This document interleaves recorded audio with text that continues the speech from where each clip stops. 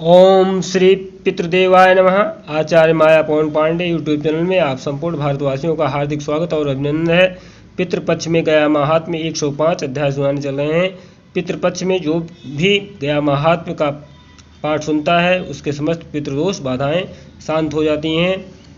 ओम वायुवाच पवनदेव ने कहा कि अथ गर्ध्वं प्रवक्ष्यामि गया माहात्म्योत्तमं यच्छ्रुत्वा सर्वपापेभ्यो मुच्यते नात्र संशयः। सबसे परम समझो प्राकृतिक लय होने पर जो हम सबों को यही अनुभव हुआ है कि उस अक्षर परब्रह्म से परे जो कुछ भी है वह पुष्प के रस की भांति है, इसलिए जो है वह अक्षर परब्रह्म द्वारा जो है गम्य नहीं है। इसी प्रकार से जो है वायुदेव जी पुनः बोले कि श्री ऋषि वृंदों, अब इस कथा के उपरांत जो है हम सर्वश्रेष्ठ गया का महात्म्य बतला रहे हैं, जिसका श्रवण करने से समस्त प्राणी निसंदेह अपने पापों से छुटकारा पा जाता है। श्रुतोवाच, श्री सूत जी कहते हैं कि संत कुमारम प्रवक्षस्य ब्रह्मं विधिपूर्वकम। श्री सूत जी बोले कि ऋषि वृंद एक बार जो है महाभाग्यशाली सनक प्रभृति ऋषियों देवर्षियों के साथ नारद जी ने संत कुमार का विधिवत प्रणाम करके निवेदन किया। ओम नारदुवाच, सनत कुमारम मे ब्रूहि तीर्थम तीर्थोत्तमः तारकम सर्वभूतानां बढ़ताम शृणुतः। श्री नारद जी ने कहा कि सनत कुमार जी, समस्त उत्तम तीर्थों में भी उत्तम किसी ऐसे तीर्थ का महात्म्य बताइए जिसके पढ़ने और सुनने से जो है सभी प्राणी डर जाते हैं।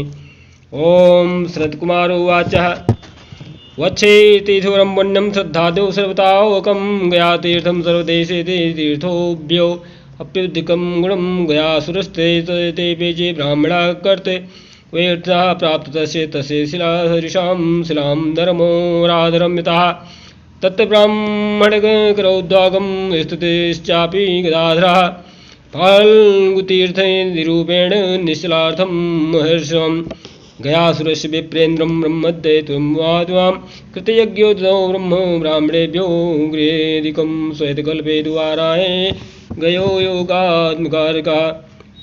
इस प्रकार से सनत जी बोले कि नारद जी, आप सभी के अनुरोध पर तीर्थवर गया का महात्म्य बतला रहे हैं, जो श्रद्धादि पैतृक कार्यों में समस्त प्राणियों को तारने वाला है। वह गया महात्म्य जो है सुनने से जो है सभी तीर्थों का फल प्राप्त हो जाता है, सभी तीर्थों से भी अधिक पुण्यप्रद फल प्रदान करने वाला है। उसका महात्म्य सुनिए। एक बार यज्ञ के लिए ब्रह्मा ने अनुरोध करने पर गयासुर ने वहाँ तपस्या की थी। उसके सिर पर एक शिला की स्थापना कर भगवान ब्रह्मा ने यज्ञ संपन्न किया था। वह पवित्र यज्ञ ब्रह्मा जी ने इसी तीर्थ में किया था।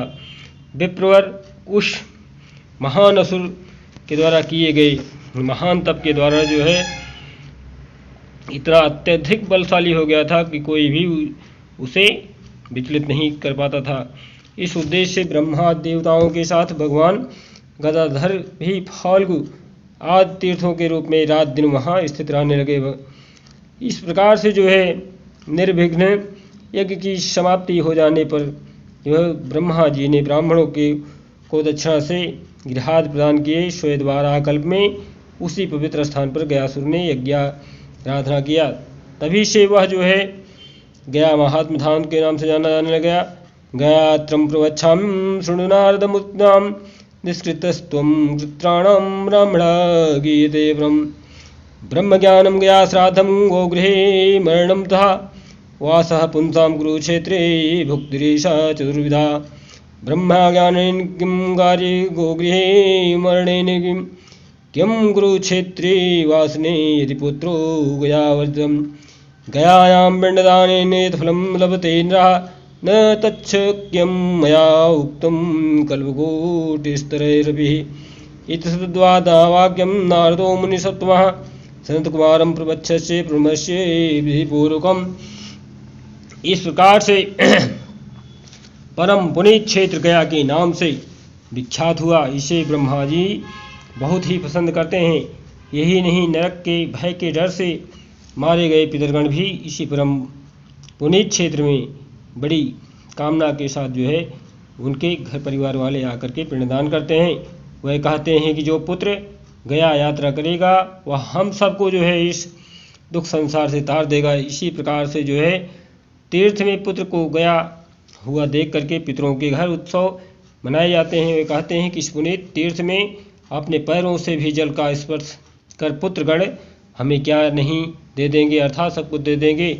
एक पुत्र भी गया चला जाएगा तो वह अश्वमेघ यज्ञ के बराबर फल प्राप्त हो जाएगा, अथवा नील वृषभ नीले रंग का बैल का उत्सव करेगा तो हम सब का उद्धार हो जाएगा। इसलिए पितरगण जो है यही कामना करके वहाँ एकत्रित हो जाते हैं। इन्हीं उद्देश्यों से बहुत पुत्रों के होने की कामना करते हैं। इस गया तीर्थ में जाकर के जो पुत्र अन्न का दान करता है वह पितरगण उसी सुपुत्र से अपने को पुत्रवान मानते हैं। वहाँ पर 3 पक्ष तक निवास करने वाला पुत्र अपने 7 पूर्व पुरुषों का उद्धार करता है। यदि 3 पक्ष निवास न कर सके तो 15 दिन और 7 रात अथवा 3 रात्रि के निवास का भी महान फल प्राप्त होता है। तो महाकल्प काल से वंचित पाप कर्मों का भी गया में जाकर के विनाश हो जाता है। वहाँ पितरों के उद्देश्य से पिंडदान करना चाहिए। अपने लिए भी तिल के बिना जो है पिंडदान करने का जो है विधान है। ब्रह्म हत्या, मदिरापान, चोरी, गुरुजनों की स्त्री के साथ समागम, ऐसे घोर महान पाप भी जो है इस गया महात्मा को सुनने से कट जाते हैं। ऐसे पापियों के संसर्ग से होने वाले अनान्य पाप कर्म गया में श्राद्ध करने से विनष्ट हो जाते हैं। अपना औरस पुत्र हो अथवा किसी अन्य का पुत्र हो, जब जब वह गया क्षेत्र की पवित्र भूमि पर जिसके नाम से पिंडदान करता है उसको वह पिंड शाश्वत ब्रह्मपद को प्राप्त करता है। इस गया तीर्थ में नाम एवं गोत्र का उच्चारण कर पिंडदान करने की विधि सहित व्याख्या किया जाता है। न विद्यते अयम श्लोकः कम पुस्तके इदमर्थम नास्तिक पुस्तके अयम श्लोको नास्तिक ओम नम विद्याहम श्लोकम गम अयम श्लोकम घम पुस्तके न विद्यते। तो भगवान श्री मधुसूदन वासुदेव कृष्ण जी भी इस गया तीर्थ के महात्म्य का बहुत ही उत्तम वर्णन कर रहे हैं कि जो भी मनुष्य इस गया महात्म्य का एक भी श्लोक, आधा श्लोक या 3वां श्लोक भी अपने मन मस्तिष्क में बैठा लेगा उसके भी समस्त पाप कट जाएंगे। इसी प्रकार से जो है महाभारत के युद्ध में जो है 18 अक्षौहिणी सेनाएं कट गई थी और उसी समय जो है स्त्री पर्व आ गया। स्त्री पर्व आने पर जो है सब लोग रोने और चिल्लाने लगे और सबके सब जो है परेशान हो गए। उसके बाद जो है सभी को विधिवत कर्म क्रिया किया गया। तो पांडु पुत्र युधिष्ठिर ने जो है सभी क्रिया का कर्मदाह करने के लिए एकत्रित हुए।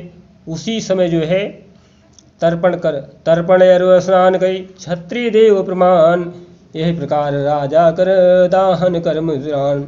इस प्रकार से दाह कर्म को समाप्त कर राजा युधिष्ठिर गंगा जी में देवता के समान क्षत्रियों के लिए तर्पण किया। करिय स्नान नगर में आए तब कुंती पुत्रन समझाए, सुत सुपुत्र भाखै संसारा सोई कड़ सुत रहते हमारा। कन्या कलंक भयो अवतारा, सूर्य ध्यान की निवारा। ज्येष्ठ बंधु सोई कड़ तुम्हारा, प्रेत कर्म ही करो हुआरा। हे राजन, इस प्रकार से दाह कर्म को समाप्त कर राजा युधिष्ठिर गंगा जी में देवता के समान क्षत्रियों के लिए तर्पण भी किया। और जब यह जान करके उन्हें याद हुआ माता कुंती ने उन्हें बताया कि जब स्नान कर सब लोग घर नगर में आए तब कुंती ने अपने पुत्र पांडवों को समझाया कि हे सुपुत्रों, कर्ण भी हमारा पुत्र था। उस समय में कन्या थी जब सूर्य का ध्यान करने से मुझे यह कलंक लगा था। वह कर्ण तुम्हारा बड़ा भाई था। राजन, तुम उसका प्रेत कर्म करो। यह चरित्र राजा सुन पाए, हाय कर्ण तुम कहाँ सदाए। माता याद बात सुनी पाए, अन्याने रण तुम्हें गिराए। आगे माता नहीं जानिए, भाख्यो सब जब मार। मोह कह शोक संदेश में, जा रहे हूँ पहले मातु। इस प्रकार से राजा युधिष्ठिर जो है हर प्रकार से विचलित हो गए।